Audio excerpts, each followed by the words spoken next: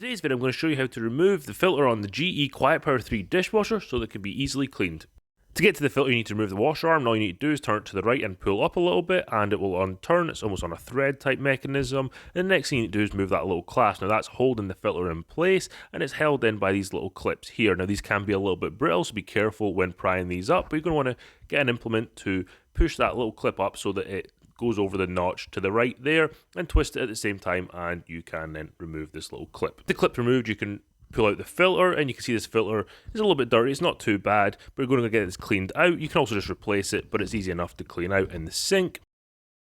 I use warm water and like to use a shower head setting on the faucet, and this will clean up nicely. You can see here how much of this debris has been removed, and it didn't take too long to clean this out. And now it's time to refit everything back in the opposite order that came off. So you're going to put the filter on first, and you're going to get your little clasp. Carefully turn this around. Now it is going to snap into place. You want to be really careful that you don't break any of the clips on the clasp, and then put your washer arm back on. You want to press down a little bit and turn it to the right, and just make sure it's secure.